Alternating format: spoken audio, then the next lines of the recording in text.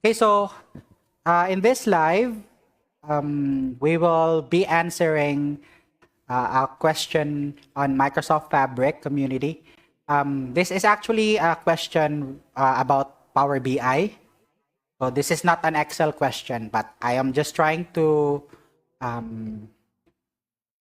challenge myself and also try answering these question using Excel. So this was already answered by Dax Jutsu. Follow his page. Nasa description natin. And then we'll do this in Excel. So basically, ang gustong mangyari ng user or ng this user is to create a both yes and no na filters. So may filter tayo na single select lang. But in Excel, hindi natin single select yung slicer natin, pero gawa na natin ng life hack na konti. Kasi kailangan mong gumamit ng tawag dyan, ActiveX na radio buttons para ma-apply yung single select. Pero ayaw kong gumamit nun kasi hindi siya compatible sa Excel web. So gusto ko compatible din sa Excel web. Alright, so ang gusto niya mangyari is sa data niya, meron siyang magiging ganito siya, guys. So ganito yung mangyayari dyan. Ayan. Ayan. So pag nag-select siya ng loss, magiging loss lang yung lalabas dito.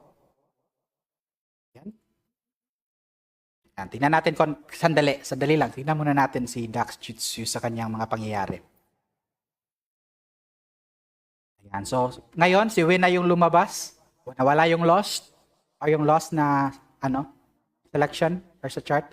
And then pag both yung selected is dapat dalawa yung lalabas sa chart, si loss tsaka win. So ganyan yung gagawin natin kasi sa Excel, ayan, inexperimentuhan ko din to siya kagabi ata, kanina pala. Okay, so for example, if gagawa ka kasi ng pivot table nito. Ito is just a sample data lang naman. And then, lagay mo dito yung months or rows, and then category dito sa column. So, meron kang loss and gawin mo natin win. Yan. Tapos, lagay mo yung category dito sa values. Tapos, max mo lang. Ay, ayan. Sum na lang, sum. Ito. Ay, mali pala yung ayaw mag-max. Ayan na pala, sum, okay na yan. Ay, ayaw nating gusto ba natin mag-sum to? Ay, okay lang yan, sum tsaka max, kapareho lang naman yan kasi naman yan, differentiate naman one entry per type lang naman yan or category and tsaka months. Okay, so for example, ganito yung setup mo, tapos ilagay mo to sa chart, magiging ganito siya. Ayan. Pero, gusto kasi ng user na merong both dito, meron talagang option ng both. So for now, lang siya, loss tsaka one. Ayan. Gusto niyang user meron ding both. So ayaw niya yung deselect lang and then maging available na yung data. So dapat meron tayong button for both. So yun yung gusto natin i-solve. Okay? So alright, so in this case, gagamit tayo ng lambda function. So medyo advanced yung topic natin ngayon. Okay, first is gagawa muna ako ng pivot table natin. Para lang to sa filters, guys. Okay, para lang sa filters natin. And then ito is going to be category. Ay, hindi pala to. Mali. Gagawa tayo ng separate na table natin para maglagay tayo ng both. So, category. Then, meron tayong both. Meron tayong win. Tapos meron tayong loss. So, ito yung gagawa natin ng pivot table para dito tayo magbe-base sa filter natin. So, meron tayong both win tsaka loss tsaka win. And then, ang gagawin lang natin, guys, is sa selection natin or sa slicers natin, Insert slicers. Ayan. Meron na tayong 3 categories or selection. Goods na to. Tatanggalin. So, ang sa slicer guys, automatic yan available yung multi-select niyan.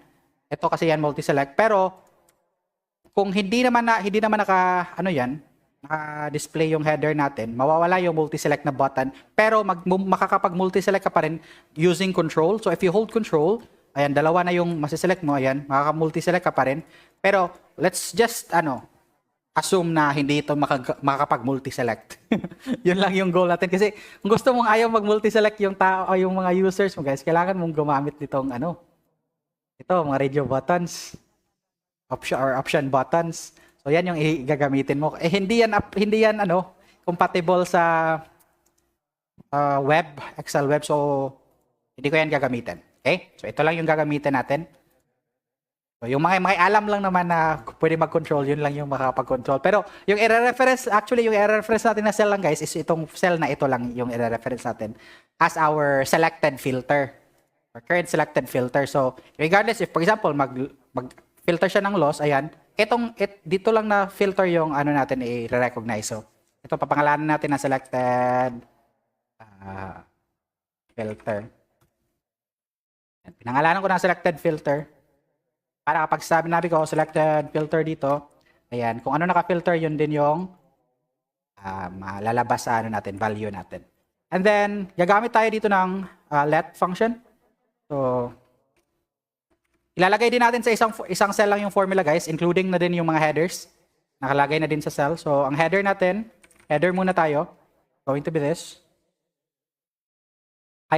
Yung header natin is going to be dependent kasi siya guys. Kapag both meron siyang loss tsaka win. Pero kapag nakaselect lang yung win or hindi nakaselect yung both, dapat yung selected lang dito yung lalabas. So, ganito yung gagawin natin guys. So, if sa header natin mag-h-stack tayo. H-stack. So, if bakit mag-h-stack agad? If yung selected filter equals both. Yan. Kapag both yung selected filter natin, yung header natin will consist of itong month. Magkakaroon tayo ng h-stack. So, ko lang siya, gaganyan ko lang month. Right next to each other. Month, tapos, yung loss, tapos win. Kapag wala naman, is sabihin lang natin selected filter. Ayan. Kapag hindi naman both yung selected natin as filter, yung nakaselect dito mismo yung lalabas as header natin. So, magiging h-stack ng month, and then selected filter. So, close natin to. Hindi ko nakalagay ng header dito. Yan. Tignan natin guys anong mangyayari. So, nilagay ko dito sa if ko, if yung both yung selected natin dito, lalabas si loss at saka win. Ayan. Si month is para siyang na siya dyan. Nandyan na yan siya talaga. Pwede naman natin to pala ganitohin. Tanggalin ko nga to. Tanggalin ko si month dito. Try ko lang. Tanggalin si month dito. Tapos dito ako mag-h-stack sa labas. Para may month na dito. Isang beses lang natin i-declare si month. Ayan.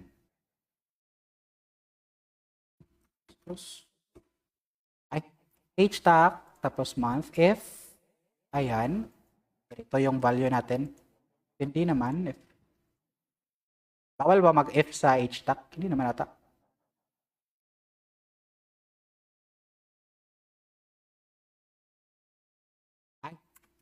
Ayan, tapos si header. Ayan, may lang ata, nag-weirdo lang siya. Ayan, so kapag both, ang lalabas is loss and win. Kapag loss naman, yung selected natin, loss lang yung lalabas. Kapag win naman, is win lang yung lalabas. So, yun yung gusto nating ma-achieve na pangyayari. So, ito wala pa yung value, header pa lang yung nagawa natin. So, ganun lang paggawa ng header. Meron tayong h-stack dito. So, hindi to beginner-friendly ha. So, medyo ito yung mga dynamic arrays guys na minimension ko sa last live ko. Yung, natin. So, magiging ganito yung mangyayari sa atin. Ang maganda to. So, ang next naman is yung value which is going to be result. Ko na lang siya as result. before that pala, ililista ko muna yung mga months dito. Para meron tayong months doon sa x-axis natin. So, unique lang yan. Tapos, ito. So, na yan yung month natin. Tingnan natin. Months, yung display natin dito. So, ayan yung mga months na gusto nating ma-display. Goods na yan. So, next is going to be value na. So, gagamit tayo dito ng reduce function. Sabihin ko lang siyang result. Ito is reduce. So, sa reduce function natin, ang initial value ko is going to be yung header natin. So, header ilalagay ko dito para siya yung first na value dyan sa taas, header. Pwede din namang mamaya na natin ilagay si header, pero why not i-include na lang natin dito para hindi na maraming vstack. Yan, ang array naman natin is going to be months. Ayan. Si months yung array natin, itong nakalista na month natin na unique. Yan yung array natin. Yan yung ita-traverse natin one by one. And then lambda. Si reduce, sa loob ng lambda, meron siyang dalawang parameter which is accumulator and we will name it as ACC or ACC. And then yung value is going to be V. So nakadepende na yan sa inyo kung anong name yung gusto nyo. Pwede lang A at saka V or kung I at saka X, mga ganun. Nakadepende na yan sa inyo. So ito, try muna natin tignan yung value. Close ko lang to, close. Tapos, ito. Tapos i-display natin si result. Ayan, so, value na nilalabas kasi ni reduce function is yung last value ng array natin. Yan kasi last calculation na nangyayari sa sa loob nito. Pero wala naman tayong calculation na ginamit. Ang ginawa lang natin is nag-display lang tayo ng mga months. So kung gusto mong ma-display yung lahat ng mga months dyan, guys, i-v-stack lang natin yan para every iteration niya ma-add sa stack. So para siyang ganito. Tapos, ilagay natin dito sa accumulator kasi gusto natin ma-display yung accumulator niya. Tapos, another close. Ayan. So, as you can see, meron tayo, ito yung header, ito yung initial value. Siya yung nasa first ng formula natin. Starting from the second, iteration na, or first iteration niya pala, dito na siya mag-iterate sa, natin, sa months na nilagay natin dito sa array na argument. Ayan. Naka-display na yung, tawag dyan, data natin, yung result na lang yung hindi. Okay, so ang gagawin lang natin is yung sa vstack, instead of maglalagay tayo kaagad ng result dito, mag-hstack muna tayo kasi gusto natin ilagay dito isa, gusto natin next is ito yung re-release niya na value, ito yung re-release niya na value after that. But nakadepende yan kung ano yung nakaselect. So, i-check muna natin yung hstack, ilagay natin dito si V kasi siya yung months. Saka lagay tayo dito ng sample. Yan lang. Para malaman natin kung anong mukha. Ay, close. Walang close. Kulang ng close. Ayan. So, as you can see, nandito si V. Itong V, ito yan siya, si month natin. Itong sample, ito yan yung nasa next to V kasi naka-h-stack tayo. Tinak natin siya right next to each other or pa-right. Ayan. Saka, kung gusto natin mag-add, ito si win sample. Ayan. So, si win sample, malalagay yan siya dito sa pangatlong stack. So, yan, win sample.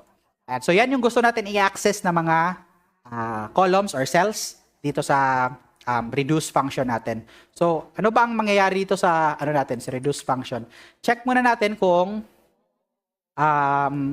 yung selected dito is both ba or hindi. So if both, dapat yung ilalabas niya na calculation is yung pang maramihan. Pag hindi naman both, dapat ilalabas niya lang is yung ano yung nakaselect dito. Dito natin ibabase. So, magsa-sum if lang tayo dito. So, kapag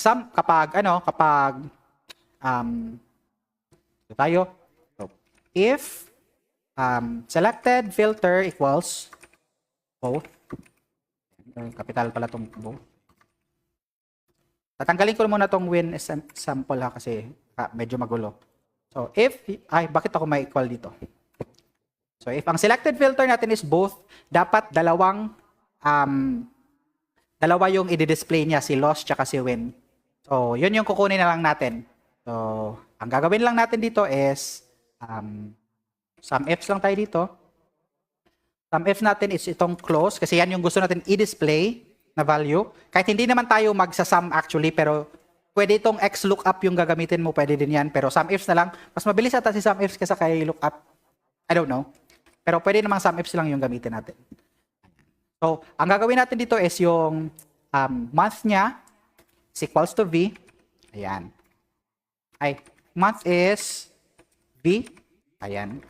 Kasi yan yung sum ifs. Yan yung kriteria. Kailangan kama. Hindi ka pwede maganito kasi sa F lang yan pwede. Sa sum ifs, kama-kama ka talaga katulad ng count ifs. At saka sa category naman, is going to be, this is going to be loss. Loss. Kasi yung una natin, ito yung unang finifill natin ngayon. Loss. Yan. Tapos close natin to.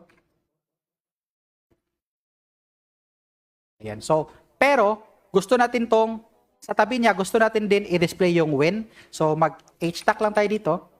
Ayan. H-tag natin dito si win na sum ifs. Ayan. Palitan lang natin to ng, pwede pala to choose, dito pala, ay, ganito lang pala, ganito na. Okay na yan. Yan loss, tapos ito is win. Close natin yung h-tag.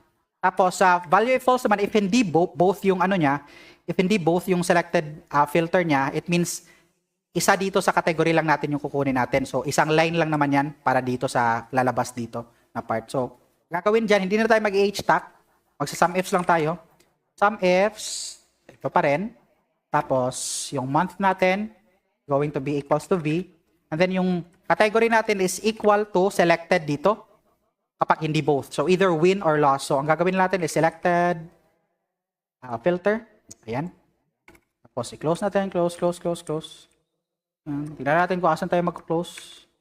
Ayan. So, ayan. So, currently, both yung nakaselect. Lumalabas na si loss tsaka win. So, nag-ano na ako agad na hindi to pang beginner. So, hindi talaga yun pang beginner. Meron natang mas better na ano dito eh. Ay, ano pala to? Isang sum ifs ang pala kailangan dito. Hindi ko na kailangan magdalawang sum ifs. Pala to. Category dito, isang ano lang. Rekta kaagad na to. Ayan, h-tag. Tapos loss. Sum ifs. Ay, tama na pala. Kasi para sa ano pala to? Para sa both pala tong unang sum ifs. Pagka isa lang, okay na to. Goods na to. Pag loss yung lalabas, yung loss lang yung lalabas, ito win lang yung lalabas. So, kapag ginawan mo to ng ano, ginawan mo to ng chart, mag-work na to sa intended na visualization. So, to loss win.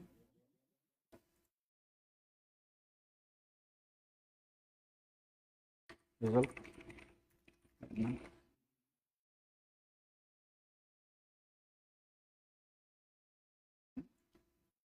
Lang natin, tapos lakihin lang natin yung gap, palitan natin yung gap width, ayan. Biggest overlap, 0. Lagyan natin ng 5, 4, ay, negative 5, may space konti. Ayan, so, if we filter, ayan, si loss na yung lalabas. Si win naman, si win lang yung lalabas. Si both is silang dalawa yung lalabas. So, same sa nangyari dito kay Dax Jutsu. Review lang natin. Ayan, si loss. Ayan, si win. Both. Ayan. So, same lang sa nangyari sa atin. Win, loss, both. Ayan. So, yun lang. Yun lang ang pag-solve natin. So, ito yung dynamic array. Ito yung formula na ginamit natin. Tingnan ko yung ginamit ko na formula last time kung ginawa to or kagabi ko ginawa. Kanina. Liputan ko. Mas mababa ata to eh. Kasi dito, iba yung ano ko, iba yung setup ko dito. Pinilter ko lang. Tapos max ifs. Ayan guys, ito yung unang ginawa ko guys. Mas, ano ata to, mas konti. Ayan, meron akong h-tag ng header. Kapag ano, ganito yung header niya kapag ano. Hindi both. Yun pala guys, kapag hindi both, para medyo konti lang yung ano, data mo kasi filter mo lang naman eh. Ito. Okay, ganun pala yung ginawa ko. Iniba ko lang ginawa ko dito guys, pero goods pa rin naman. Dito sa ano, saan ba yun? Ito. Ayan. Medyo may pinagkaiba. Live ulit. Ano lang to? Pahirit lang to na live, answering. And then, mag-end na din. Iba to, iba. Hindi naman to kasama sa series.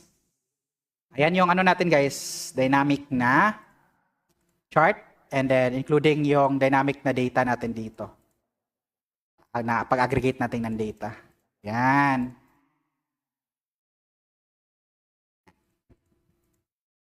So, yun. Yan ang mangyayari, guys. Meron ba kayong goods ba tayo dyan? Patapyaw lang to na na live. Pakopy ng Excel mo, sir. Sige, ano ko lang to, i-upload ko lang to mamaya. Ilalagay ko lang sa link, sa comment section yung link. Ina-upload ko naman yung mga links ko kapag hindi available online. So, ito i-upload ko lang din. Yan. So, try ko na lang din ilagay ko na lang to sa dalawang sheet. Dalawang pag-solve.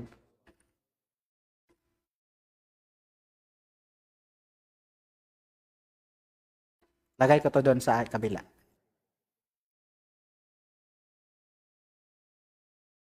S2, S1, yan. Goods na goods. Okay. References, unsaved documents. Ay, teka lang. May mga reference tayo sa unsaved documents so guys. Dito yan sa ata. Chart. Tignan ko lang ha. Ata yung natin. Sa chart ata yun eh. Kasi kinapi lang natin yung So nagugulo-gulo yung buhay niya.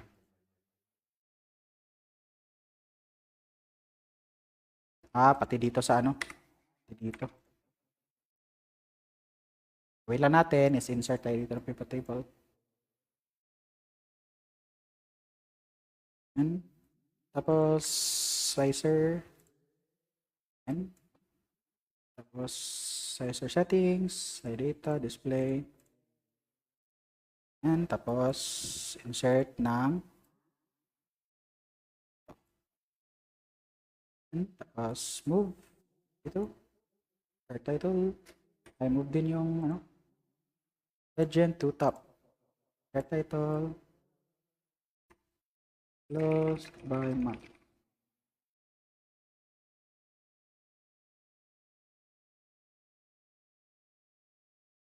Closed by month. Pag-change natin to.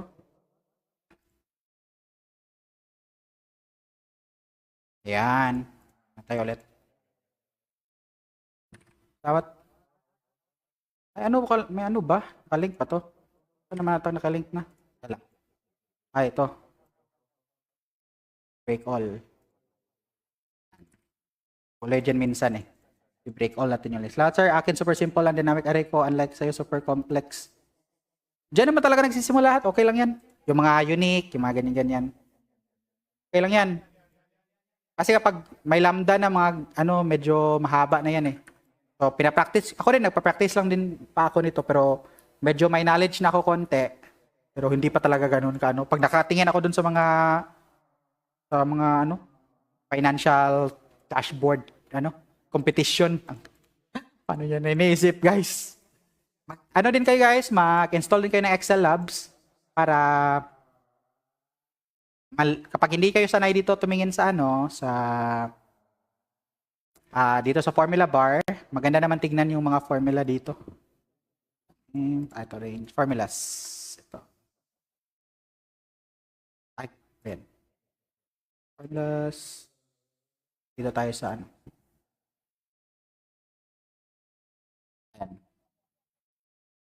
Maganda tingnan, naka-arrange yung buhay dito sa Excel Labs. So add-ins to it, and search nyo lang doon sa add-ins. Ayan, add-ins, tapos search nyo lang Excel Labs. Para kung sanay kayo mas tumingin sa programming na setup, ayan, madali nyo maintindihan to. Pero kasi mahirap kasi din kasi hindi siya minsan hindi nagkukulay ng gusto kong kulay. Unlike dito sa na-highlight niya kasi dito eh. Alam mo yung kulay violet is yan. So medyo goods pag ganit pag depende na sa kung saan ka nasanay pero kung ganito pwede din. So yun lang. See you on my next live na lang next week. Thank you very much for watching. And Lodi Dax Jutsu. Follow nyo si Lodi Dax Jutsu. Nasa description yung link. Alright. Again, Woke Tech. Peace.